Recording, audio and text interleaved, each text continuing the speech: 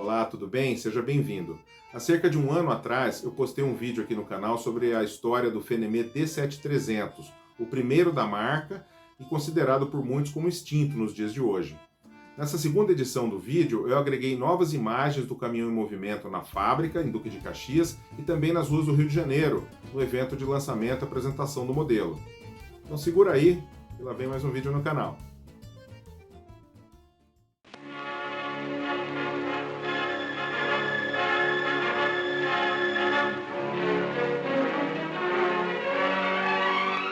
A Fábrica Nacional de Motores, localizada no quilômetro 37 da estrada Rio-Petrópolis, recebe a visita do presidente da República, que se faz acompanhar do subchefe de sua casa militar, coronel Carlos Rodrigues Coelho.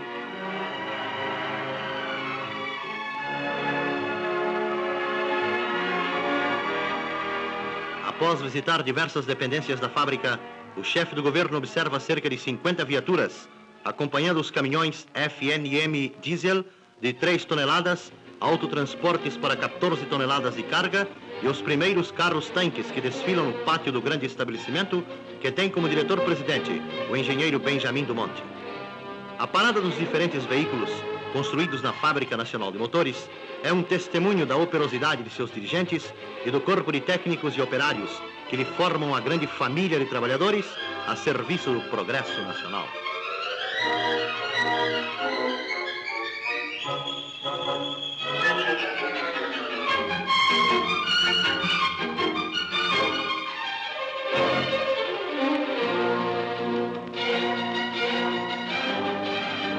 Várias demonstrações são feitas em presença de Sua Excelência, que não esconde a excelente impressão recolhida da visita à Fábrica Nacional de Motores da estrada Rio-Petrópolis.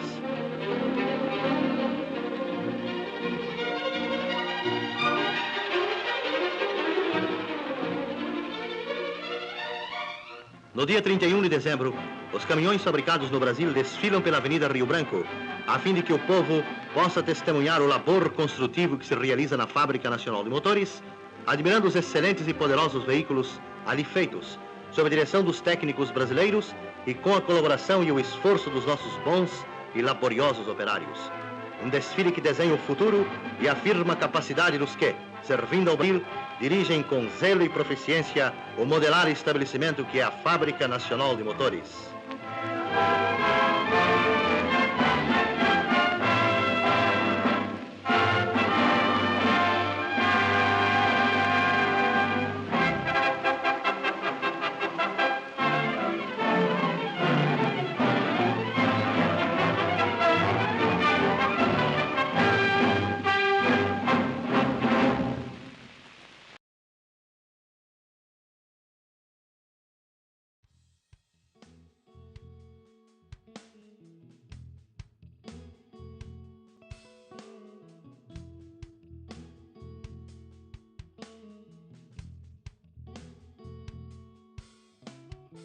Olá, tudo bem? Normalmente aqui no canal você conhece a história de caminhões raros, não é mesmo? Mas hoje vai ser diferente. Você vai conhecer no detalhe a história e as especificações do D7300, o primeiro Fenemê do qual não restam sobreviventes. Isso mesmo, um caminhão extinto. Segura aí, que lá vem mais um caos no canal.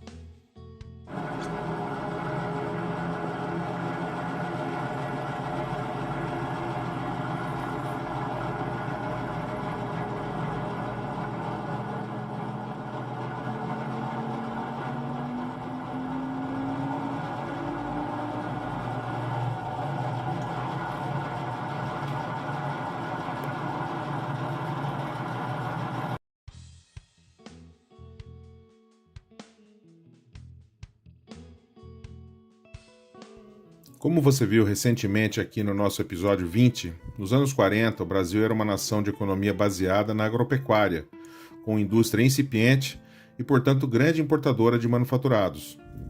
Durante a Segunda Guerra Mundial, o país começou a ressentir-se ainda mais da escassez de produtos industrializados, com pronunciados períodos de desabastecimento. O governo brasileiro buscava alternativas para reverter aquela situação, criando várias sementes de industrialização, incluindo a Companhia Vale do Rio Doce e a Companhia Siderúrgica Nacional. Visando mútua cooperação durante a Segunda Guerra, os Acordos de Washington, firmados em 1942 entre o Brasil e os Estados Unidos, tiveram uma contribuição decisiva neste processo e também no nascimento da FNM, a Fábrica Nacional de Motores, mais tarde conhecida como FNME. Além de incentivos financeiros, a implantação da fábrica também contou com tecnologia norte-americana, que em contrapartida ganhava garantias no suprimento de minérios estratégicos, borracha e a instalação de bases militares no norte e nordeste brasileiro, como a base aérea de Natal, por exemplo. Presidida pelo brigadeiro Antônio Guedes Muniz, a Fábrica Nacional de Motores foi inaugurada em 13 de junho de 1942, no distrito de Xerém, em Duque de Caxias. De início, a produção era dedicada aos motores aeronáuticos Wright R975, sob licença, fato materializado a partir de 1946. Cerca de 200 deles foram produzidos, voando pela primeira vez um Vultee BT-15 em 1946. Porém, com o final da guerra e a grande quantidade de excedentes de material bélico, incluindo motores aeronáuticos, não fazia mais sentido sustentar o plano inicial. Com isso, a empresa dava início à diversificação, com fabricação de tratores, geladeiras, compressores, material para a indústria têxtil, bicicletas, além de prestar manutenção dos motores Pratt Whitney dos populares Douglas DC-3. Para superar a ociosidade, em janeiro de 1949 era firmado um acordo com a italiana Isotta Fraschini, na época mais conhecida por seus sofisticados automóveis de luxo. Com isso, foi viabilizada a montagem de 200 unidades do caminhão Isotta Fraschini D80CO, trazidos em kits CKD.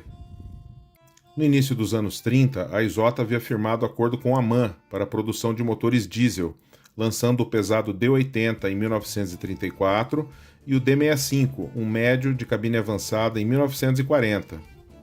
Batizada de D80NM, a versão militar surgiu em 1935 e foi adotada pelo Exército Real, incluindo uma variante de alto resgate. Esses pioneiros ficaram conhecidos como a primeira série. Após um decreto de padronização dos caminhões italianos, visando uma iminente requisição para fins militares, em 1939 a empresa de Milão readequou o caminhão, então conhecido como D80CO na versão civil, e D80CM, seu irmão militarizado.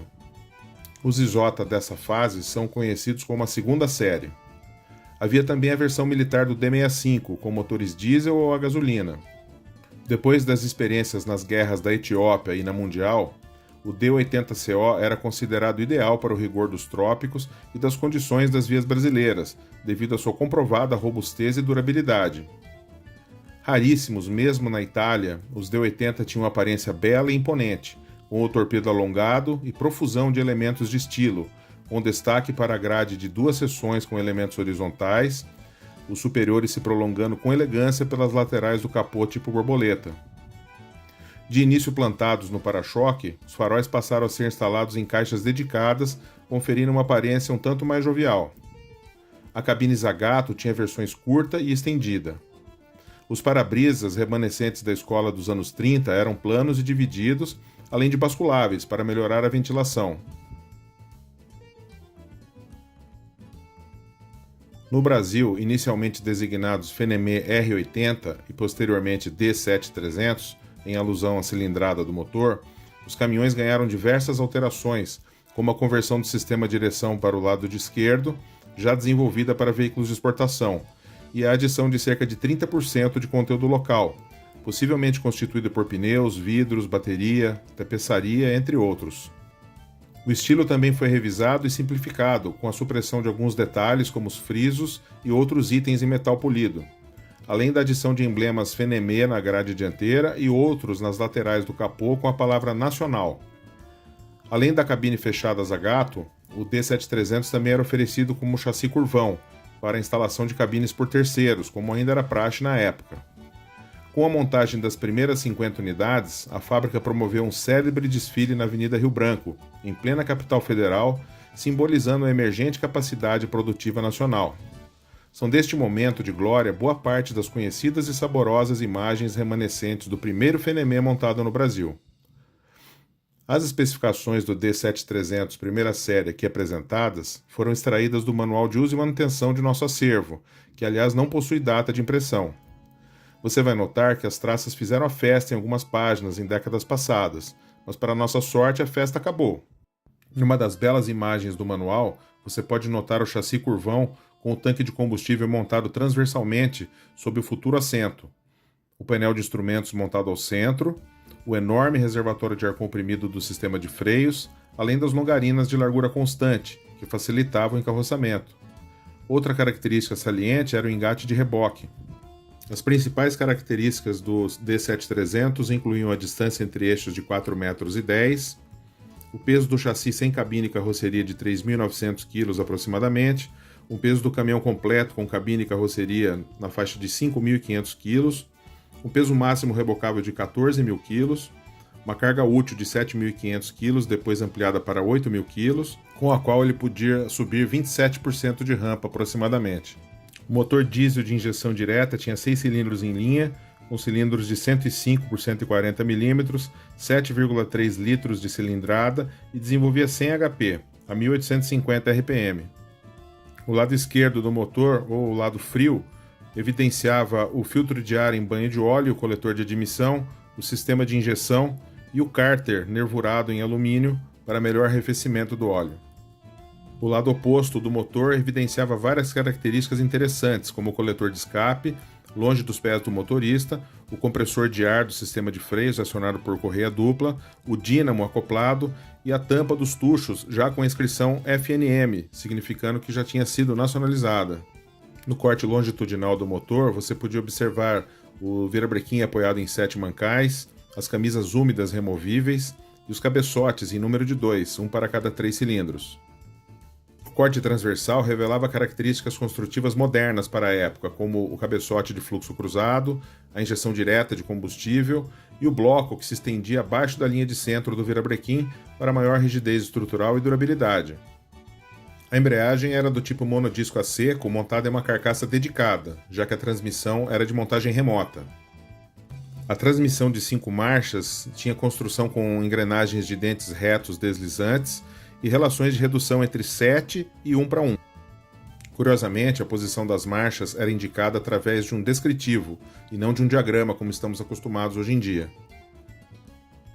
O parrudo eixo traseiro era do tipo flutuante e de dupla redução com uma velocidade, com redução total de 8:1. O par coroa e pinhão eram do tipo cônico-helicoidal. O eixo traseiro rígido em aço acomodava a carcaça do diferencial, com semi-eixos externos, se comunicando diretamente com as reduções no cubo de roda. Pouco comum à época, o eixo traseiro também contava com bloqueio do diferencial de acionamento manual. O eixo dianteiro era do tipo Viga-I com suspensão de molas semielípticas. A suspensão traseira era com o feixe principal e auxiliar do tipo semielípticas. O freio de estacionamento na saída da transmissão contava com tambor de expansão interna e também com um dispositivo tipo catraca, para impedir a movimentação do veículo em rampas. O freio de serviço era totalmente pneumático, conforme já mencionado, com conexão para reboque, junto do engate na traseira do chassi. Além do velocímetro com odômetro, o painel contava com indicadores de nível de combustível, pressão de óleo, pressão do ar comprimido, amperímetro e relógio de horas opcional. Entre as alavancas, destaque para a do avanço da injeção, do freio montanha, do bloqueio do diferencial e o acelerador manual. O sistema elétrico do veículo operava em 2 tensões, 24 volts para o motor de arranque de 4 HP e o dínamo de 300 watts, e 12 volts para os demais sistemas do veículo.